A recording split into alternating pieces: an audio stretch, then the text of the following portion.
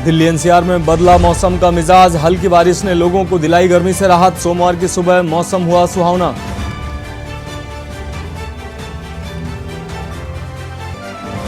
UP से बिहार तक heat wave का कहर, बलिया में 57 तो बिहार में 44 लोगों ने तोड़ा दम। 10 राज्यों के लिए आईएमडी ने जारी की चेतावनी। बिपरजॉय से सिरोही, जालौर, बाड़मेर और पाली में बाढ़ के हालात। अजमेर का सबसे बड़ा अस्पताल पानी में डूबा, वार्ड के अंदर भरा पानी। दिल्ली के साउथ कैंपस में छात्र की हत्या में 2 आरोपी गिरफ्तार। लड़की को लेकर झगड़े में हुआ था मर्डर, आरोपियों से पूछताछ जारी। 2024 के लिए बसपा को मिला केशव देव मौर्य का साथ। मायावती को जिताने के लिए महान दल ने शुरू किया प्रचार। बसपा के पक्ष में वॉल राइटिंग अभियान तेज। और अयोध्या में मां कामाख्या धाम में विवाद में चली गोली, 3 लोग घायल, एक की हालत गंभीर। थाना बाबा बाजार में मुकदमा दर्ज। आप देख रहे हैं के न्यूज, खबरों का सारथी। नमस्कार, देश की बात में आपका स्वागत है। मैं हूं आपके साथ मनोज मानस। रुक करेंगे खबरों का। खबर दिल्ली से है। राजधानी में मौसम का मिजाज एक बार फिर से बदला है। दिल्ली एनसीआर के कई इलाकों में बारिश के बाद गर्मी से राहत मिलती नजर आ रही है। बारिश के बाद तापमान में गिरावट भी हुई है। तो दिल्ली से इस वक्त की अहम खबर आपको दिखा रहे हैं। राजधानी में मौसम का बदला है मिजाज। तो अपने दर्शकों को दिल्ली से अहम खबर दिखा रहे हैं। दिल्ली एनसीआर के कई इलाकों में बारिश हुई है और बारिश के बाद गर्मी से राहत मिलती नजर आ रही है। तापमान में भी गिरावट दर्ज की गई है।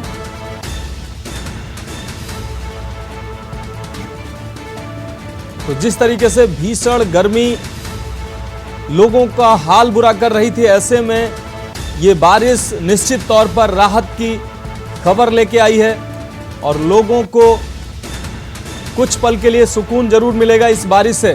तो दिल्ली से ये बड़ी खबर। बारिश के बाद तापमान में गिरावट आई है। तो राजधानी में मौसम का मिजाज बदला है। कई इलाकों में बारिश सामने आई है, जिससे लोगों को राहत मिलती नजर आ रही है। और इसी खबर पर हमारे संवाददाता कुलदीप भरत दिल्ली से हमारे साथ जुड़े हुए हैं। जी कुलदीप, जिस तरीके से गर्मी ने लोगों का जीना मुहाल कर रखा था, ऐसे में ये बारिश लोगों को कितना राहत दे रही है?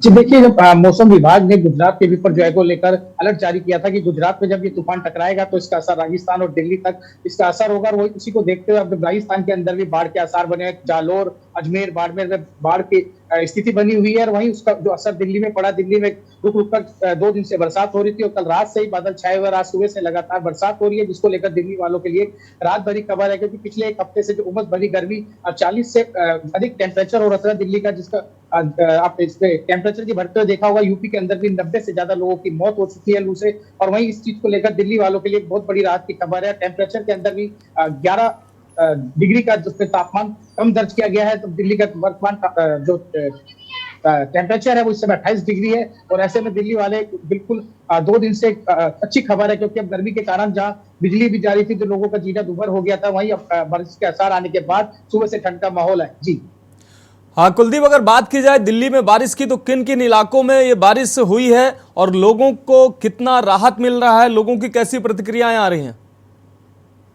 देखिए, बात करें पूरी दिल्ली के अंदर सुबह से झमाझम रुक रुक के बरसात हो रही है। दिल्ली के तमाम डिस्ट्रिक्ट के अंदर इस तरह की बरसात कल रात से हो रही है, क्योंकि रात को ही बादल छा चुके थे और कई इलाकों में रात को बरसात हो गई थी। इंडिया गेट पर सेंट्रल दिल्ली के अंदर काफी तेज बारिश हुई। वहीं सागरपुर के अंदर भी काफी तेज बारिश हुई। और बाहरी दिल्ली की बात करें तो सुबह 3 बजे से यहाँ रुक रुक कर बारिश हो रही है, जिसको और बारिश की होने से एक समस्या भी उत्पन्न हो गई कि रोडों पर अब जब जल भराव की समस्या उत्पन्न हो गई है, जिसको लेकर सीधी एजेंसियां ने अपनी कमर कस ली है और सुबह से ही जो नालों की सफाई और पानी निकालने का काम जारी कर दिया। भाई लोगों की प्रतिक्रिया की बात करें तो लोग काफी खुश नजर आ रहे हैं, क्योंकि गर्मी से उनको राहत मिली है। जो गर्मी के कारण रोड दिन में दिल्ली के पूरे खाली रहते थे, सुबह शाम मार्केट के अंदर ही लोग नजर आते थे। दिन में मार्केटें सुनसान थी, ऐसे में काम धंधा भी चौपट हो गया था। और अब जब जिस तरह से बादल छाए, अब मौसम बदला है, तो कहीं ना कहीं एक राहत वाली खबर है। जी हाँ कुलदीप, अगर बात की जाए मौसम की, तो मौसम वैज्ञानिकों से किसी से आपसे बात हुई है? ये बारिश जो हुई है ये मानसूनी बारिश है या बिपरजॉय जो तूफान है उसके प्रभाव से ये बारिश हो रही है, हुई है? जी देखिए, अभी ये बारिश जो बताई जा रही है मानसूनी नहीं है, कि मानसून को आने में अभी वक्त है। और ये जो तूफान का जो लेकर मौसम विभाग था उससे पहले अलर्ट जारी करा था कि बिपरजॉय टकराने के बाद उसका असर आसपास के जो राजस्थान से लेकर दिल्ली तक उसका असर होगा, मौसम अपना मिजाज बदलेगा। और उसी को लेकर जैसे परसों जब बिपरजॉय टकराया उसके बाद राजस्थान के बाद लगातार बारिश हो रही है। मौसम जो असर है वो दिल्ली तक पहुंचा है, 2 दिन हो गए दिल्ली, उसी का असर होते हुए दिल्ली के अंदर बारिश हो रही है। और मानसून की बात करें तो मानसून अभी जून के आखिरी तक आने का मानसून का अंदेशा लगाया जा रहा है, जो मौसम विभाग द्वारा अभी शुरुआती जानकारी मिली है उसके अनुसार। जी हाँ कुलदीप, अगर बात की जाए जिस तरीके से भीषण गर्मी पड़ रही थी, लोगों का हाल बेहाल था, ऐसे में तमाम ऐसे मामले आ रहे थे, बच्चे और बुजुर्ग तमाम ऐसे बीमार हो रहे थे और अस्पतालों में मरीजों की संख्या बढ़ रही थी। ऐसे में ये बारिश उन लोगों के लिए कितना राहत देने वाली है? देखिए, दिल्ली में इस तरह के मामले कम ही देखे गए थे, लेकिन कुछ जो नवजात शिशु थे, बच्चे थे 5 साल तक के, उनके अंदर डिहाइड्रेशन की कमी देखी जा रही थी गर्मी को लेकर। वहीं और सीनियर सिटीजन की बात करें, उनको भी काफी दिक्कत हो रही थी गर्मी लेके, उनका बीपी जो था वो काफी बढ़ रहा था और जो सांस लेने में भी दिक्कत हो रही थी। लेकिन दिल्ली में इस तरह के कभी मामले देखे गए। फिलहाल जो यूपी की हालत है वो इस समय उत्तर प्रदेश की हालत ज्यादा गंभीर है। अगर वह बरसात नहीं होती तो जिस तरह लगातार जो लू से मौतों का आंकड़ा बढ़ता जा रहा है, आज वो 90 मौत हो गई है, तो कहीं ना कहीं यूपी के अंदर बरसात होना बहुत जरूरी है। वही बिहार के अंदर भी जो गर्मी है लगातार बढ़ रही है, 44 डिग्री टेम्परेचर पार हो गया, उसको लेकर भी नीतीश सरकार ने अलर्ट जारी किया हुआ है। जी हाँ कुलदीप, इस अहम जानकारी के लिए आपका बहुत शुक्रिया। आप हमारे साथ बने रहिए, हम आगे भी अपडेट लेते रहेंगे। तो आपको बता दें, दिल्ली में बारिश के बाद लोगों को काफी राहत मिलती नजर आ रही है। जिस तरीके से ये बारिश हो रही है, तपती धूप से लोग बेहाल थे, टेम्परेचर का जो आलम था, लोग घर से निकलना नहीं चाह रहे थे, जिस तरीके से भीषण गर्मी पड़ रही थी। ऐसे में दिल्ली के तमाम इलाकों में ये बारिश निश्चित तौर पर राहत की खबर लेके आई है।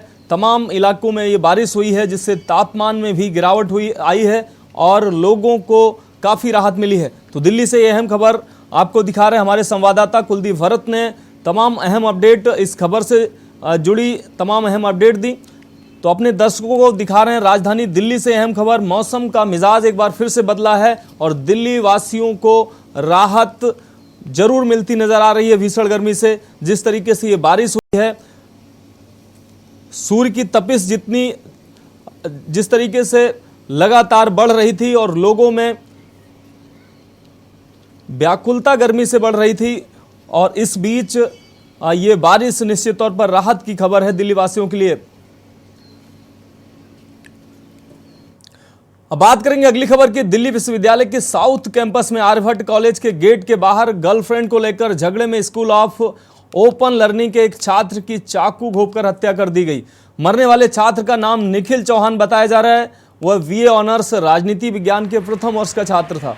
जानकारी के अनुसार किसी लड़की को लेकर दोनों का झगड़ा हुआ था, जिसका बदला लेने के लिए आरोपी कॉलेज के गेट पर पहले से ही खड़ा था और निखिल जैसे ही कॉलेज के बाहर आया, उस पर ताबड़तोड़ चाकुओं से वार कर दिया गया। निखिल के दोस्त उसे नज़दीक के अस्पताल ले गए, जहां पर डॉक्टरों ने उसको मृत घोषित कर दिया।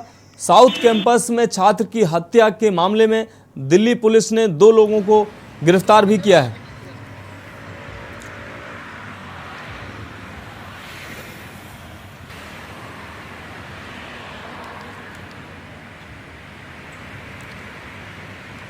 तो विश्वविद्यालय कैंपस में छात्र की हत्या से हड़कंप मच गया है। गर्लफ्रेंड को लेकर ये लड़ाई होती है, 2 लोगों में झगड़ा होता है, जिसके बाद ये हत्या होती है। दिल्ली पुलिस ने 2 लोगों को गिरफ्तार किया है। तो दिल्ली के साउथ कैंपस में छात्र की हत्या का मामला, एक छात्र की चाकू घोंपकर हत्या की गई है। तो गर्लफ्रेंड को लेकर झगड़े में ये हत्या की बात सामने आई है। तो दिल्ली के आर्यभट्ट महाविद्यालय की ये घटना बताई जा रही है। विश्वविद्यालय के साउथ कैंपस में ये छात्र की हत्या की गई है। तो गर्लफ्रेंड को लेकर छात्र के 2 गुटों में कहासुनी हुई थी। उसके बाद ये 2 लोगों में आपसी मतभेद हुआ था, जिसके बाद ये हत्या हुई है। तो आर्यभट्ट महाविद्यालय के साउथ कैंपस में ये छात्र की हत्या हुई है। दिल्ली से अहम खबर अपने दर्शकों को दिखा रहे हैं।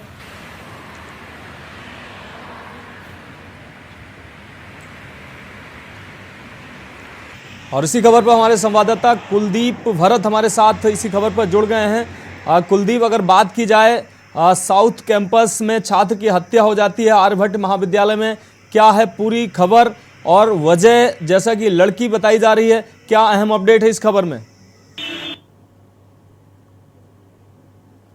वजह की बताई जा रही है, जहां शुरुआती जब जानकारी मिली तो 3-4 दिन पहले निखिल से उसके कॉलेज में कोई उसकी गर्लफ्रेंड मिलने आई थी, जिसको इन आरोपियों ने छेड़ा था और निखिल और इन आरोपियों के बीच झगड़ा हुआ था। उसी बात का बदला लेने के लिए जब कल निखिल एसओएल के खिलाफ थी, उसको खत्म करने के लिए बाहर आ रहा था, तो गेट पर पहले से ये तीनों आरोपी मौजूद थे और बाहर आते ही उन्होंने निखिल को पकड़ा और उसकी पिटाई शुरू कर दी। उसके बाद 2 लोगों ने निखिल को दबोच लिया और तीसरे ने उसके सीने में चाकू घोंप दिया, जिसके बाद निखिल के दोस्त उसको नजदीक के चरक अस्पताल ले जाया गया, जहां डॉक्टरों ने उसको मृत घोषित कर दिया। वारदात जो थी वहां लगे सीसीटीवी में कैद हो गई, जिसके बाद डीसीपी जो साउथ डीसीपी ने एक टीम गठित की, स्पेशल स्टाफ की और एटीएस की टीम, जिन्होंने जगह जगह दबिश देकर 2 लोगों को गिरफ्तार कर लिया। फिलहाल जिस तरह की वारदात हुई है उस पर कहीं ना कहीं दिल्ली पुलिस की सुरक्षा पर सवालिया निशान जरूर खड़े हो रहे हैं। जिस तरह दिल्ली में आए दिन सरेआम वारदातें हो रही है, अपराधी बेखौफ होकर रोड पर घूम रहे हैं, हत्याओं को अंजाम दे रहे हैं। वहीं इस तरह की वारदात, जिस तरह निखिल जो था लड़का स्कूल के अंदर काफी पॉपुलर था, क्योंकि वो पंजाबी म्यूजिक एल्बम के अंदर भी काम कर चुका था, इसको लेकर कॉलेज में उसकी ज्यादा लोकप्रियता थी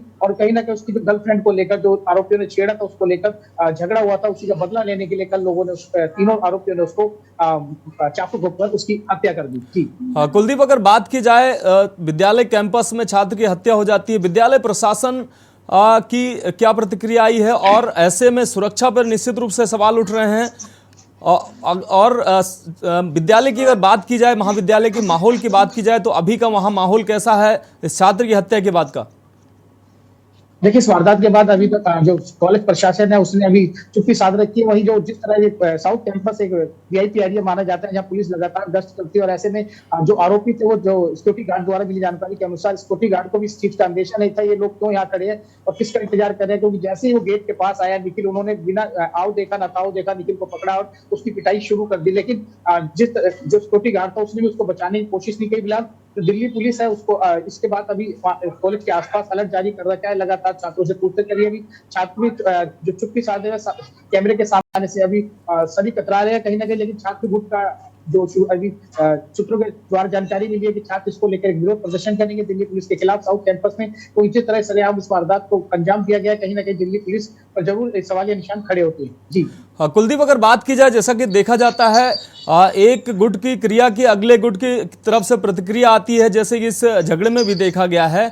अब एक गुट के छात्र की हत्या हो जाती है, तो अभी कॉलेज प्रशासन किस तरीके की सुरक्षा व्यवस्था वहाँ पे बनाई गई है, ताकि अब इस घटना के बाद इसकी प्रतिक्रिया के तौर पर दूसरी घटना ना हो?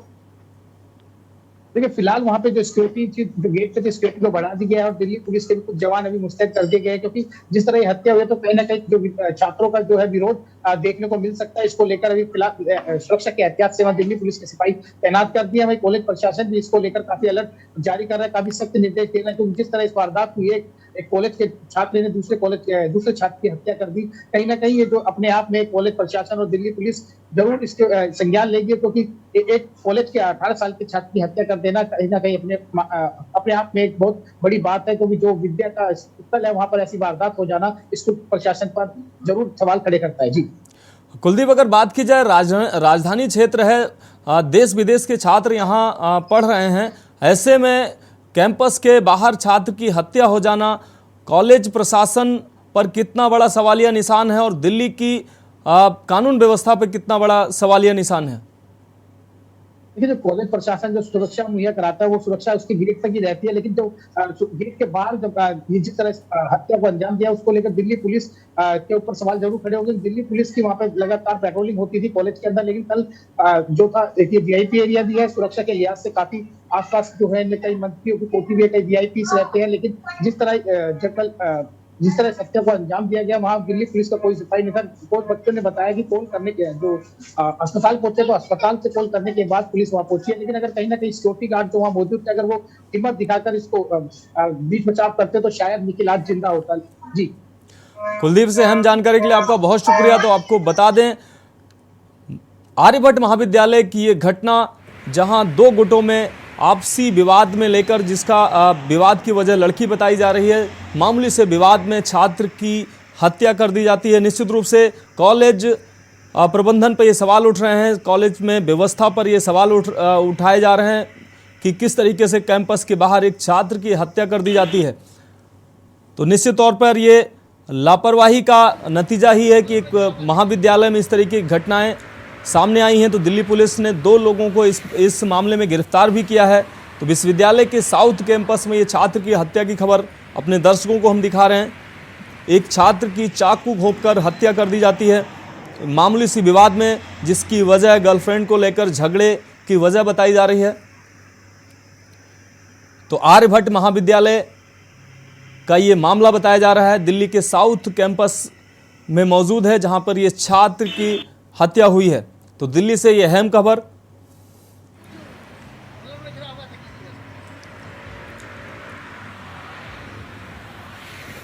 तो जैसा कि विद्यालयों में देखा जाता है, छात्रों के अलग अलग गुट होते हैं, ऐसे में इस तरीके की घटनाएं आम होती हैं। ऐसे में प्रशासन को निश्चित रूप से संवेदनशील होना चाहिए, क्योंकि एक छात्र गुट दूसरे छात्र गुट से जब इस तरीके की घटनाएं होती हैं तो एक क्रिया की प्रतिक्रिया निश्चित तौर पर होती है। अब देखने वाली बात होगी प्रशासन ने कैसी व्यवस्था की है। अब छात्र की हत्या हो जाने पर अब दूसरे छात्र गुट की तरफ से क्या प्रतिक्रिया होगी, इसकी प्रशासन, ऐसी कोई अनहोनी या दुर्घटना न हो, इसके लिए प्रशासन ने कैसी तैयारी की है। अब बात करेंगे अगली खबर की। राजस्थान के अजमेर जिले में बिपरजॉय और तूफान का असर देखने को मिला है, जिसके चलते शहर में लगातार बारिश हो रही है। सुबह से ही हो रही मूसलाधार बारिश से शहर के कई इलाकों में पानी भर गया है। तो वहीं अजमेर संभाग के सबसे बड़े जवाहरलाल नेहरू चिकित्सालय की बात करें, जहां बिपरजॉय तूफान के चलते अस्पताल के वार्डों में भी पानी भर गया है।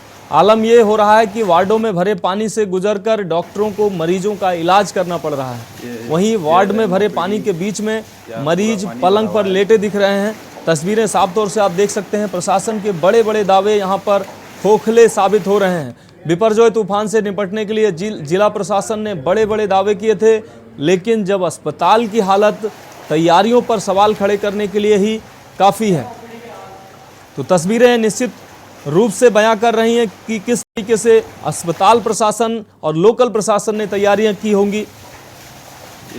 बिपरजॉय तूफान आने से पहले तमाम दावे किए जा रहे थे कि प्रशासन की इतनी तैयारियां हैं, अस्पतालों में ये व्यवस्थाएं हैं, लेकिन भारी बारिश से ही स्थितियां साफ तौर से नज़र आ रही हैं। वार्ड में आप देख सकते हैं किस तरीके से पानी भरा हुआ है।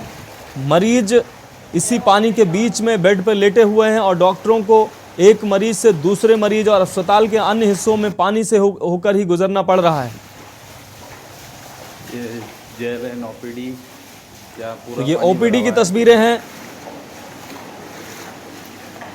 अजमेर के प्रख्यात चिकित्सालय जवाहरलाल नेहरू चिकित्सालय की तस्वीरें हैं, जहां पर तस्वीरें सूरत हाल निश्चित तौर पर आप देख सकते हैं कि किस तरीके से बारिश के पानी ने पूरे अस्पताल प्रशासन की व्यवस्था पर सवालिया निशान लगा दिए हैं। तो राजस्थान के अजमेर से ये अहम खबर दिखा रहे थे। पूरा पानी भरा हुआ है। देश की बात में अगली खबर की बात करेंगे। पाली प्रशासन की मुस्तैदी से बची कई लोगों की जान। आपको बता दें, सूरी, सुमेरपुर, बाली क्षेत्रों में 30 से अधिक लोगों को रेस्क्यू किया गया है, जहां पावा में फंसे 6 लोगों को बचाने वायुसेना बुलवाई गई है। सेना सुमेरपुर में 367, रानी में 349, देसुरी में 345 और बाली में 338 मिमी वारिस जो दर्ज की गई है। तो चक्रवाती तूफान बिपरजॉय का पौली जिले में व्यापक असर देखने को मिला है। शनिवार रात जिले में तेज अंधड़ के साथ बारिश शुरू हुई, जो रविवार दोपहर बाद तक जारी रही। इस दौरान सुमेरपुर ब्लॉक में सर्वाधिक 367 मिलीमीटर वर्षा रिकॉर्ड की गई।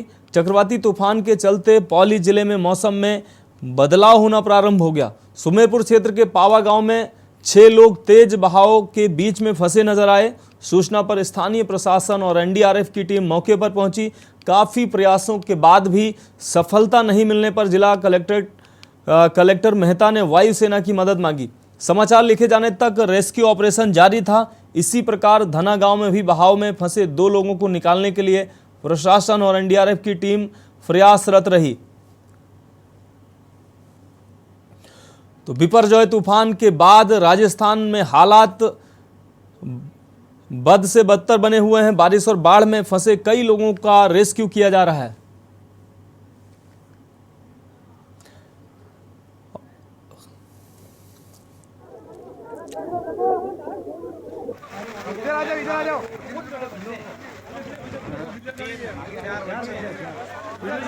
तो अजमेर के पाली से ये खबर आपको दिखा रहे हैं और इसी खबर पर जयपुर से हमारे ब्यूरो चीफ सुनील शर्मा हमारे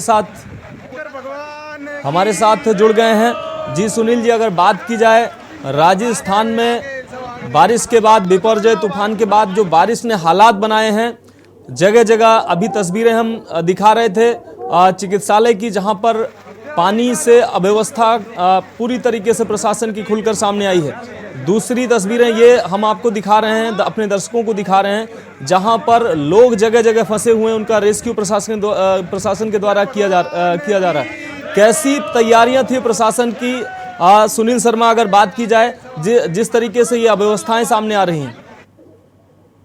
कि मैं आपको बताना चाहूंगा कि मुख्यमंत्री अशोक गहलोत के द्वारा समय समय पर लगातार जनता के लिए उचित कार्य किए जा रहे हैं। उसके बावजूद कुछ अधिकारियों के द्वारा लापरवाही बरती जा रही है, जिसके द्वारा आपको दिख रहा है टीवी स्क्रीन पे कि पाली में क्या हाल हुआ है, किस तरीके से बारिश ने अपना कहर बरपा रखा है। उसके बाद में हम बात करें अजमेर की, तो अजमेर में सेना के द्वारा मदद की जा रही है, लेकिन कहीं ना कहीं उच्च अधिकारी हैं जो इस मामले को टालम टाल कर रहे हैं। उसी के चक्कर में ये समस्याएं पैदा हो रही है। जी हाँ सुनील, अगर बात की जाए प्रशासन ने तूफान आने से पहले जो तैयारियां हो रही थी, बड़े बड़े दावे प्रशासन ने किए थे। उसके बाद जैसे ही बारिश शुरू होती है और तूफान अपना असर दिखाना शुरू करता है, वैसे ही प्रशासन की पूरी तैयारियां धराशायी दिखाई देती हैं, सारे दावे फेल दिखाई देते हैं। अभी अगर प्रशासन की बात की जाए तो किस तरीके की तैयारियां चल रही हैं, लोगों को कैसे मदद पहुंचाई जा रही है और लोगों का रेस्क्यू कैसे किया जा रहा है? देखिए, मैं आपको बताना चाहूंगा कि प्रशासन केवल बोलता है और करता नहीं है। आप बात करें हम पाली की, तो पाली में जरूर कलेक्टर अभी मौके पे हैं और उन्होंने सेना के द्वारा, एनडीआरएफ के द्वारा मदद मांगी है, जो लगातार जारी है और पीड़ितों को बाहर निकाला जा रहा है। इसी क्रम में आपको बताना चाहूंगा, जयपुर हेरिटेज में बाढ़ से बचने के लिए मेयर खुद अभी धरने पे बैठी है, क्योंकि अधिकारियों द्वारा कोई कार्य नहीं किया जा रहा है और इस कारण से मेयर आज खुद धरने पे बैठी है। सुनील, अगर बात की जाए प्रशासन के द्वारा लोग जो फंसे हैं उनके रेस्क्यू के लिए वायुसेना की मदद ली गई है। क्या वायुसेना की मदद वहां तक पहुंची है या अभी तक सिर्फ प्रशासन के आदेश ही दिखाई दे रहे हैं? अभी ये उन लोगों तक मदद नहीं पहुंची है जो पानी के बीच में लोग फंसे हुए हैं? नहीं, वायुसेना मौके पर पहुंच चुकी है। आपको मैं पहले भी बता रहा था और अभी भी बताना चाहूंगा कि सीएम अशोक गहलोत लगातार वीसी के माध्यम से कलेक्टर अधिकारियों से जुड़े हैं और ज्यादा से ज्यादा जनता को बचाने के लिए नजर आ रहे हैं। लेकिन मैं आपको फिर बताना चाहूंगा कि जो उच्च अधिकारी हैं सिर्फ टेबल पर बैठकर ही कार्य करना जानते हैं, धरातल पर आना इनका मुख्य उद्देश्य नहीं है। जी सुनील, अगर बात की जाए जिस तरीके से बिपरजॉय तूफान आया है, तमाम लोग प्रभावित हुए हैं, कितने लोग ऐसे प्रभावित वहां नजर आ रहे हैं? जनहानि, किसी तरीके के जनहानि की अगर बात की जाए तो किस तरीके की वहां अव्यवस्थाएं हैं? जनहानि तो आसपास जहां आप हैं वहां पे जनहानि तो नहीं हुई लोगों की? नहीं, मैं आपको बताना चाहूंगा जयपुर में भी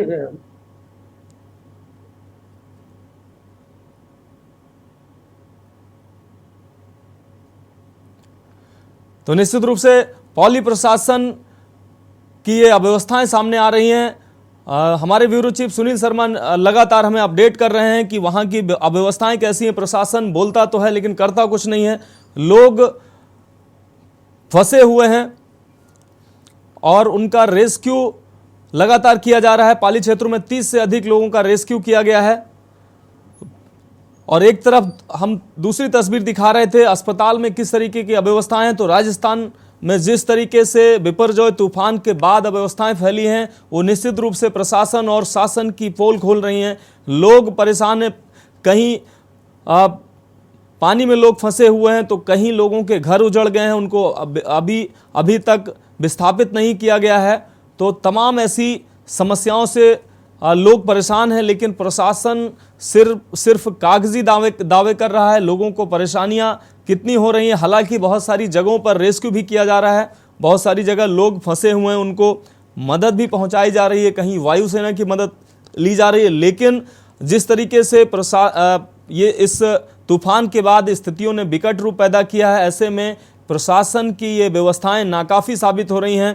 प्रशासन ने जो दावे किए थे वो पूरी तरह से फेल नज़र आ रहे हैं। जिस तरीके से जितनी समस्याएं हैं उस लेवल की तैयारियां नहीं थी, लोगों को उतनी तेज़ी से मदद नहीं मिल पा रही है।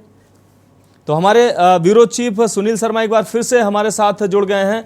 सुनील, अगर बात की जाए प्रशासन की तरफ से, तो प्रशासन, जैसा कि आपने बताया कि प्रशासन लगातार रेस्क्यू कर रहा है।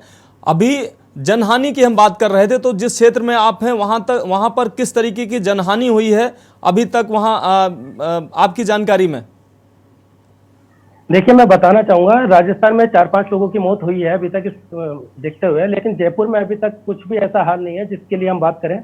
जयपुर में मौसम है बारिश का, लेकिन अभी तक जैसा बताया जा रहा है कि बारिश तेज होने की संभावना है अगले 24 घंटों के अंदर, लेकिन अभी तक मौसम बिल्कुल साफ है। जी मनोज।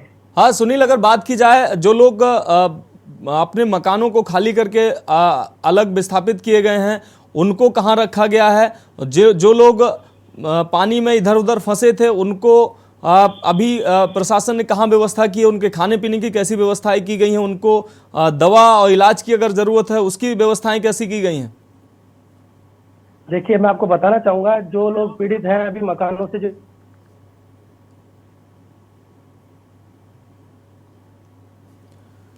तो निश्चित रूप से नेटवर्क की कुछ समस्या की वजह से हमारे ब्यूरो चीफ से हमारा संपर्क बीच में कट जा रहा है। तो हम ये तस्वीरें साफ तौर से आपको दिखा रहे हैं। राजस्थान में जिस तरीके से बिपरजॉय तूफान के बाद हालात बने हैं वो निश्चित रूप से सोचनीय विषय है कि प्रशासन कितनी तैयारियों के दावे कर रहा था और जमीन पर कितनी तैयारियां दिखाई दे रही हैं। तो पाली क्षेत्र में 30 से अधिक लोगों को रेस्क्यू किया गया है। हालांकि प्रशासन लगातार प्रयास कर रहा है, लेकिन उसके प्रयास नाकाफी साबित हो रहे हैं। लोगों को राहत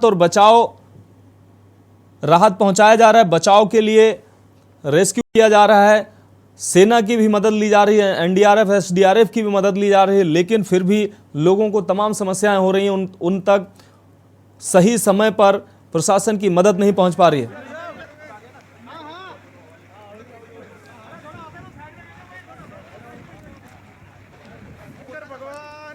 तो बारिश और बाढ़ में फंसे कई क्षेत्रों में प्रशासन रेस्क्यू चला रहा है।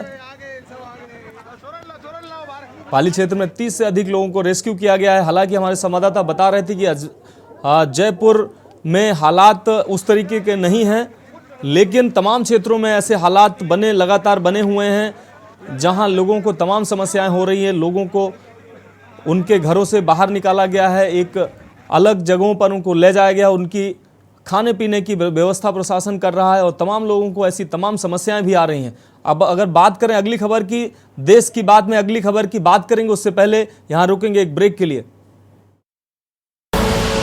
आप देख रहे हैं के न्यूज, खबरों का सारथी। ब्रेक के बाद देश की बात में एक बार फिर से आपका स्वागत है। बात करेंगे अगली खबर की। सीकर के दौरे पर सीएम अशोक गहलोत हैं।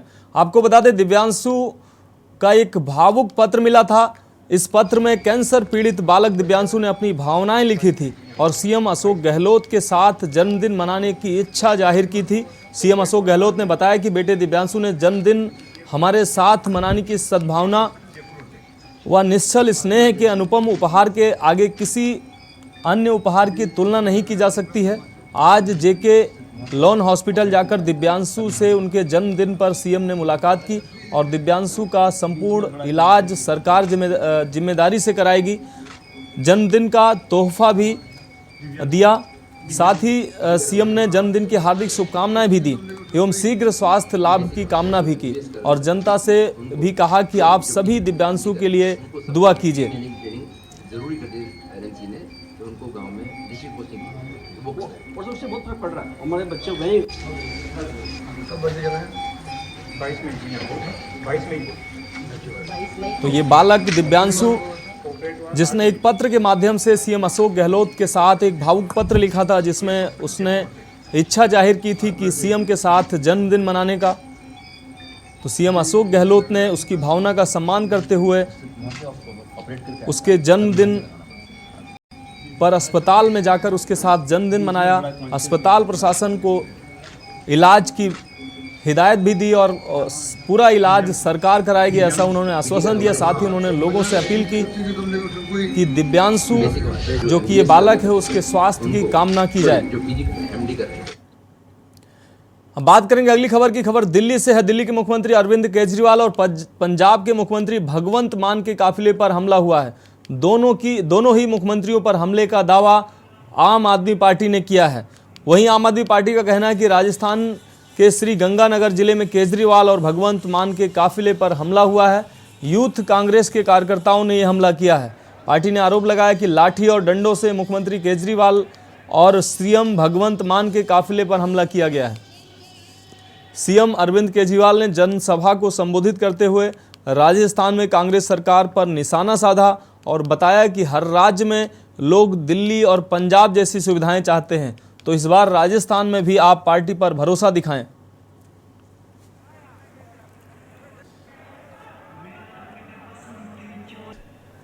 और शिक्षा की क्रांति लाने वाले हमारे क्रांतिकारी दिल्ली के मुख्यमंत्री और आम आदमी पार्टी के सुप्रीमो अरविंद केजरीवाल जी का मैं स्वागत करता हूं, क्योंकि ये धरती जो है ये गंगानगर की धरती है। आपने 5 साल काम नहीं करा, इसलिए आज आपको केजरीवाल की रैली खराब करने की जरूरत पड़ रही है। इसलिए आज आपको आम आदमी पार्टी की रैली खराब करने की जरूरत पड़ रही है। अगर आप राजस्थान के लोगों के दिलों में बसते तो आप आराम से चैन की नींद सो रहे होते। अब बात अगली खबर की। खबर भोपाल से है। हज हाउस की लिफ्ट हुई है खराब। लिफ्ट खराब होने से फंसे हैं हज यात्री। आपको बता दें आधा घंटे लिफ्ट में फंसे रहे हज यात्री। लिफ्ट खोलकर निकाले गए हैं हज यात्री। लिफ्ट को चलाने के लिए नहीं था कोई व्यक्ति। तो भोपाल से ये अहम खबर आपको दिखा रहे हैं। हज यात्रियों के भरोसे चल रही थी लिफ्ट। तो विधायक आरिफ मसूद ने इसका विरोध जताया है और मुख्य सचिव से इस मामले की शिकायत की बात की है। तो दोषियों पर कड़ी कार्रवाई की मांग करेंगे, ऐसा विधायक का कहना है। तो विधायक आरिफ मसूद ने विरोध जताया है। जिस तरीके से हज हाउस में लिफ्ट फंसी है, तो मुख्य सचिव से इस मामले की शिकायत की बात की है विधायक ने। दोषियों पर कड़ी कार्रवाई की मांग करेंगे। आपको बता दें हज हाउस की लिफ्ट खराब हुई है। भोपाल से अहम खबर आपको दिखा रहे हैं। लिफ्ट खराब होने से कई हज यात्री लिफ्ट में फंसे रहे। आधा घंटे लिफ्ट में फंसे रहे हज यात्री। लिफ्ट खोलकर निकाले गए सभी हज यात्री। तस्वीरें साफ तौर से आप देख सकते हैं। लिफ्ट को चलाने के लिए कोई भी व्यक्ति नहीं था। तो हज यात्रियों के भरोसे ही ये लिफ्ट चल रही थी। भोपाल से ये अहम खबर आपको दिखा रहे हैं। विधायक आरिफ मसूद ने इसका विरोध जताया है और उन्होंने मुख्य सचिव से इस मामले की शिकायत करने की बात की है। तो भोपाल से अहम खबर, हज यात्रियों के भरोसे ये लिफ्ट चल रही थी। तो इसी खबर पर हमारे संवाददाता सुनील मालवीय भोपाल से हमारे साथ जुड़ गए हैं। जी सुनील, अगर बात की जाए इस हज हाउस में इस लिफ्ट की, तो ये लिफ्ट कैसे खराब हुई, क्या अहम अपडेट है इस खबर पर? जी देखिए, बिल्कुल निश्चित तौर से कल यहाँ दोपहर की घटना। दोपहर में इस लिफ्ट के अंदर 11 लोग जा रहे थे सेकंड फ्लोर पे, फर्स्ट फ्लोर से बैठे तो सेकंड फ्लोर पर लिफ्ट अटक गई। तो कहीं ना कहीं एक देखने वाली बात होगी कि हज कमेटी के अंदर कहीं जो पैसेंजर हैं, यात्री हैं, कहीं यात्री आते हैं जाते हैं, वहां पर एक देखने वाली बात होती है कि 2 लिफ्ट रहती है, 2 लिफ्ट में से एक लिफ्ट खराब रहती है और एक लिफ्ट चालू रहती है, लेकिन चालू वाली जो लिफ्ट है वो भी बंद हो जाती है। तो कहीं ना कहीं एक सावले निशान तो खड़ा होता ही है। और बात की जाए तो जो गनीमत रही है कि उन लोगों वो लोग उस लिफ्ट में सवार थे, सभी लोगों को साकुशल निकाल लिया गया। अगर किसी प्रकार की दुर्घटना कोई हो जाती तो उसका जिम्मेदार कौन होता? तो सारी चीजें हैं कि जो लिफ्ट है वहां पर ना तो कोई टेक्नीशियन था, ना जो टेक्नीशियन जो लिफ्ट के बाहर टेक्नीशियन खड़े रहते हैं, गार्ड था, ना कोई गार्ड की व्यवस्था थी। अगर लोग 25 मिनट तक उस लिफ्ट के अंदर फंसे हो तो कोई ना कोई घटना हो ही सकती थी। लेकिन वो तो एक गनीमत रही कि किसी प्रकार की किसी को आफत नहीं हुआ, लेकिन उन लोगों को कड़ी मकसद के बाद 25 मिनट के बाद बाहर निकाल लिया गया। तो एक देखने वाला विषय है कि इस तरीके से हज हाउस है जहाँ पर यात्री आते हैं और जाते हैं, वहाँ की एक लिफ्ट खराब हो जाना एक बड़ा गंभीर विषय है। इस विषय को लेकर जो विधायक आरिफ मसूद कांग्रेस से विधायक है मध्य विधानसभा से, उन्होंने इस घटना की निंदनीय की है और इस घटना को लेकर उन्होंने सीएस जो है प्रमुख सचिव, उनको एक चिट्ठी लिखी है कि इस घटना की पूरी गंभीर जांच की जाए। जी हाँ सुनील, अगर बात की जाए तो हज हाउस की जो देख रेख जो लोग कर रहे हैं उन पर ये निश्चित रूप से गंभीर सवाल है कि लिफ्ट खराब होती है, टेक्नीशियन जबकि बहुत त्वरित मौके पर टेक्नीशियन पहुंचना चाहिए, इस लिफ्ट को दुरुस्त करना चाहिए, तो टेक्नीशियन भी वहां मौजूद नहीं थे जैसा कि आप बता रहे हैं। तो निश्चित रूप से ये हज हाउस की जो व्यवस्था संचालित कर रहे हैं उन लोगों पर ये सवालिया निशान है।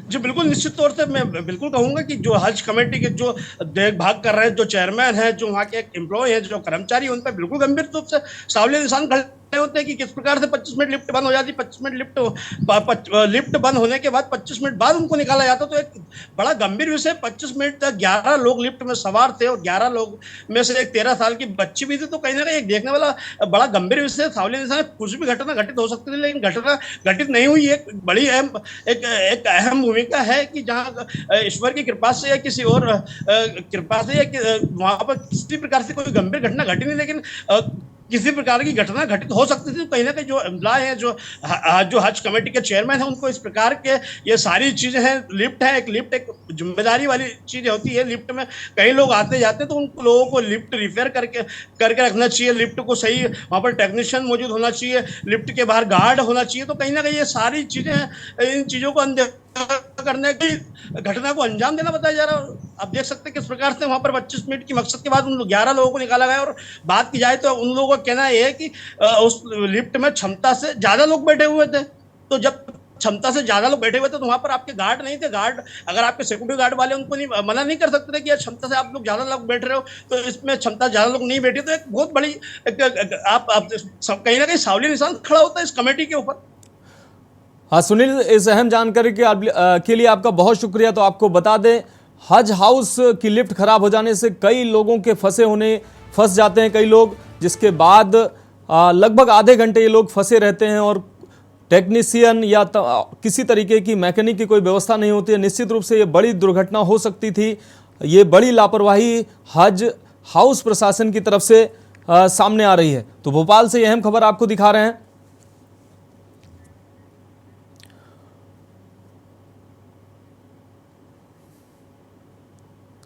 तो देश की बात में वक्त है यहां एक ब्रेक का, जल्द हाजिर होते हैं। रहे हैं के न्यूज़, खबरों का सारथी। ब्रेक के बाद देश की बात में एक बार फिर से आपका स्वागत है। बात करेंगे अगली खबर की। खबर भिंड से है। ट्रैक्टर चालक की पीट कर हत्या की खबर सामने आ रही है। ट्रैक्टर चालक ने इलाज के दौरान दम तोड़ दिया। आपको बता दें, भिंड से अहम खबर आपको दिखा रहे हैं। आक्रोशित परिजनों ने 100 रखकर जाम लगाया है। मौके पर पहुंची पुलिस ने जाम खुलवाया है। एक दिन पहले बाइक सवार को मारी थी टक्कर, तो आक्रोशित परिजनों ने, आपको बता दें, जाम लगाया है। मारपीट की घटना के बाद पुलिस ने हत्या का मामला दर्ज किया है। तो उमरी थाना क्षेत्र की ये घटना बताई जा रही है।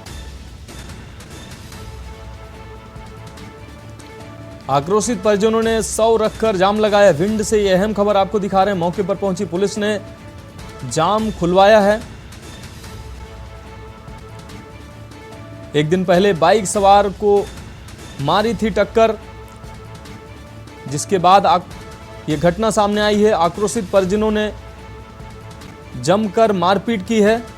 पुलिस ने हत्या का मामला भी दर्ज किया है। मौके पर पहुंची पुलिस ने, आपको बता दें, जाम खुलवाया है।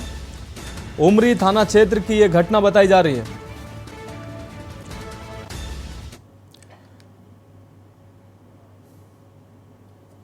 बात अगली खबर की। खबर हरियाणा से है। हरियाणा के पूर्व मुख्यमंत्री सीएम भूपेंद्र सिंह हुड्डा अपने जनसंवाद कार्यक्रम के तहत पानीपत पहुंचे। इस दौरान भूपेंद्र सिंह हुड्डा का वरिष्ठ कांग्रेसी नेताओं ने बड़े उत्साह के साथ स्वागत किया है। उनके साथ कांग्रेस प्रदेश अध्यक्ष उदयभान, कांग्रेस विधायक कुलदीप शर्मा व कांग्रेस के कई नेता मौजूद रहे। पानीपत सेक्टर 11 और 12 में आयोजित इस कार्यक्रम में हजारों की संख्या में लोग भूपेंद्र सिंह हुड्डा के पास अपनी जन समस्या को लेकर पहुंचे हैं। जनसंवाद कार्यक्रम के बाद भूपेंद्र सिंह हुड्डा हरियाणा की गठबंधन सरकार पर जमकर बरसे। उन्होंने हरियाणा की गठबंधन सरकार को विफल सरकार कहा। वहीं उदयभान ने कहा कि अगर गठबंधन टूटता है तो बीजेपी के पास डिप्टी सीएम दुष्यंत चौटाला के काले चिट्ठों की प्रोफाइल बनी हुई है। गठबंधन टूटने के बाद दुष्यंत चौटाला पर कार्रवाई निश्चित होगी।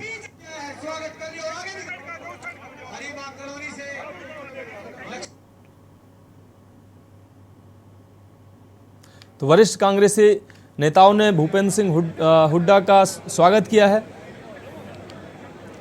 ये कब गठबंधन टूट जाएगा ये तो कभी भी किसी समय, अभी आप देख रहे हो। और भारतीय जनता पार्टी ने तो जिसको पहले इनेलो को खत्म किया, जेजेपी को खत्म करेगी, वो उधर अकाली खत्म किए, जिससे इनका रहेगा उसी पार्टी को खा जाएगी। और इनकी पूरी जो ना कच्चा चिट्ठा जो दुष्यंत चौटाला का, इनका सारा वो पूरी फाइल तैयार हुई पड़ी है। ये इनकी हिम्मत ही नहीं हुई इससे सपोर्ट वापस ले ली। अलग अलग वर्ग के लोग आते हैं, अपनी समस्याएं रखते हैं, जो वकील हैं, जो आपके इंडस्ट्रिस्ट हैं, मनरेगा के हुए हैं, मजदूर हैं, या आपके हैंडलूम के हुए हैं, वो सब आएंगे अलग अलग वर्ग से। जितने भी सब लगे उनसे अलग अलग बात होगी और आमने सामने बात होगी और वो अपनी समस्याएं बताएंगे। वो समस्याएं हम अब उठाएंगे, उनके लिए उनके हित की लड़ाई लड़ेंगे। ये कार्यक्रम हमारा, और ये कार्यक्रम रोहतक में हो चुका है, ये कार्यक्रम कुरुक्षेत्र में हो चुका है, ये कार्यक्रम पानीपत में है, अगला कार्यक्रम हम करनाल में करेंगे। बात अगली खबर की। थाना बाबा बाजार क्षेत्र के पूरे शुक्ल भरतपुर वार्ड में मां कामाख्या धाम नगर पंचायत में देर रात पाटीदारी विवाद में गोली चली है, जिसमें 3 लोगों को गोली लगी है और एक गंभीर रूप से घायल भी हुआ है। उसे ट्रॉमा सेंटर लखनऊ रेफर किया गया है। गोली लगने से आत्माराम शुक्ल, मोहित शुक्ल व अनंत राम शुक्ल घायल हुए हैं। वहीं सूचना मिलने पर सामुदायिक स्वास्थ्य केंद्र रुदौली क्षेत्राधिकारी रुदौली सत्येंद्र भूषण त्रिपाठी, थाना प्रभारी बाजार संतोष सिंह, प्रभारी निरीक्षक कोतवाली रुदौली देवेंद्र सिंह, चौकी प्रभारी देवेश द्विवेदी पहुंचे हैं और घटना की जानकारी ली है। वहीं रुदौली क्षेत्राधिकारी सत्येंद्र भूषण तिवारी ने बताया कि तहरीर मिली है, थाना बाबा बाजार में मुकदमा दर्ज किया जा रहा है। तो आपको बता दें, ये मुकदमा दर्ज करने की बात पुलिस कर रही है। तमाम पुलिस बल मौके पर पहुंचा है। थाना प्रभारी संतोष कुमार सिंह के साथ सीओ भी मौके पर पहुंचे हैं। तो 3 लोगों को गोली लगी है। आत्माराम शुक्ल, मोहित शुक्ल और अनंत राम शुक्ल, ये वो व्यक्ति हैं जो घायल हुए हैं गोली लगने से। तो कामाख्या में ये गोली चली है।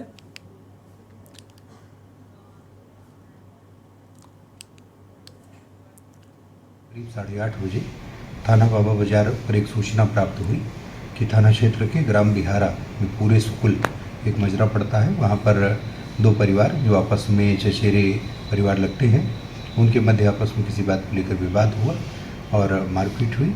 मौके पर इस सूचना पर पुलिस पहुंची। कुल वहाँ पर 3 घायल जो मौके पर थे उनको तत्काल अस्पताल भिजवाया गया। घायलों में 2 व्यक्तियों को फायर आर्म की इंजरी थी और एक व्यक्ति अन्य घायल था। तत्काल उनको चिकित्सा के लिए रवाना किया गया।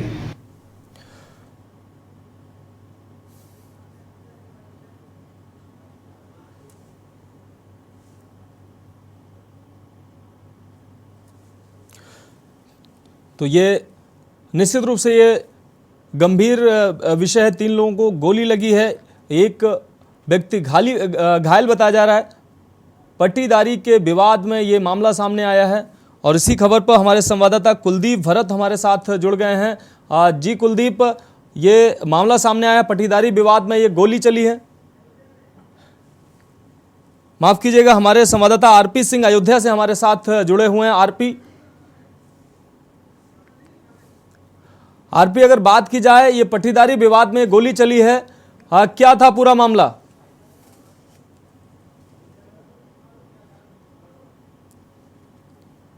आरपी, हमारी आवाज आप तक पहुंच रही है क्या?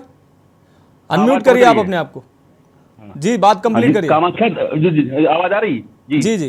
हेलो, जो ये कामाख्या धाम नगर पंचायत है, वही बाबा बाजार है। बाबा बाजार में आपसी हल्का विवाद के कारण गोली चली है और कहीं न कहीं प्रशासन का हल्का भय कम होने की वजह से ये गोलियां चली हैं और आपस में तालमेल गड़बड़ होने के कारण गोलियां चली। 3 लोग घायल हुए और ट्रामा सेंटर उनको रिफर किया गया है। बाकी वहां पे प्रशासन व्यवस्था बहुत चौबंद कर दी गई है। वहां भारी पुलिस मात्रा में अभी तक लगाई गई है। जी आरपी, अगर बात की जाए इस विवाद की शुरुआती वजह क्या रही जो इतनी बड़ी घटना सामने आई है? आपस में कुछ बच्चों का तालमेल और कुछ इसी वजह से धीरे धीरे विवाद बढ़ता गया और उसी वजह रही और कुछ पुरानी रंजिश भी इन दोनों की रही जो इतना विवाद का मोड़ दिया। जी, अगर प्रशासन की बात की जाए तो अब तक क्या कार्रवाई नजर आ रही है प्रशासन की तरफ से?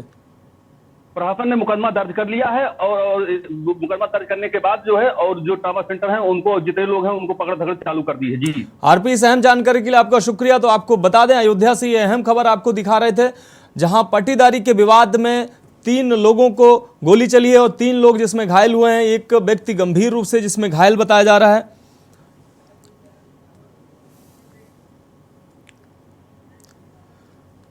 देश की बात में वक्त है एक और ब्रेक का, जल्द लौटते हैं। आप देख रहे हैं के न्यूज, खबरों का सारथी। ब्रेक के बाद आपका स्वागत है। बात करेंगे अगली खबर की। सिद्धार्थनगर में आज डिप्टी सीएम केशव प्रसाद मौर्य का दौरा है। आज रतन सिंह इंटर कॉलेज में आगमन होगा। 2 बजे माघ मेला मैदान में करेंगे जनसभा। तो रतन सेन इंटर कॉलेज में आगमन होना है डिप्टी सीएम केशव मौर्य का। मोदी के 9 साल के कार्यकाल की गिनाएंगे उपलब्धियां। डिप्टी सीएम के आगमन की पूरी तैयारियां कर ली गई हैं। 2 बजे माघ मेला मैदान में जनसभा को संबोधित करेंगे। 3:10 पे लखनऊ के लिए वापस प्रस्थान करेंगे डिप्टी सीएम। तो मोदी के 9 साल के कार्यकाल की उपलब्धियां गिनाएंगे डिप्टी सीएम केशव प्रसाद मौर्य। तो डिप्टी सीएम के आगमन की पूरी तैयारियां प्रशासन के द्वारा कर ली गई हैं। 3:10 पे वो लखनऊ के लिए वापसी करेंगे।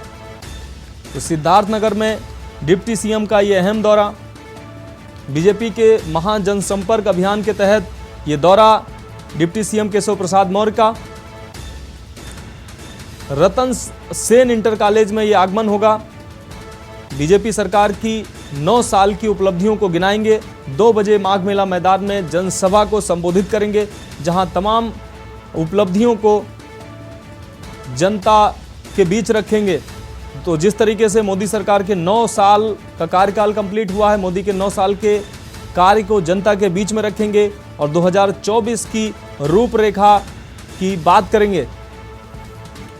तो 3:10 पर वो लखनऊ के लिए वापसी के लिए प्रस्थान करेंगे। सिद्धार्थनगर में आज डिप्टी सीएम का ये अहम दौरा। तो केशव प्रसाद मौर्य आज सिद्धार्थनगर के दौरे पर हैं। आपको बता दें, रतन सेन इंटर कॉलेज में डिप्टी सीएम का आगमन होना है। 2 बजे के आसपास माघ मेला मैदान में जनसभा को संबोधित करेंगे।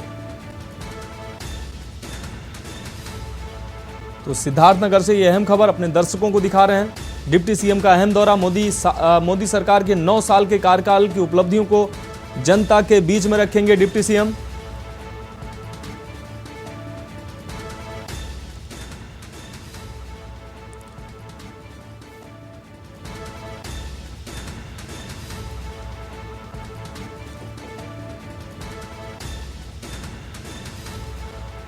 तो केशव प्रसाद मौर्य का सिद्धार्थ नगर का ये अहम दौरा, तमाम उपलब्धियों को जनता के सामने रखेंगे। मोदी सरकार के 9 साल के कार्यकाल की जो उपलब्धियां हैं वो जनता के सामने रखेंगे।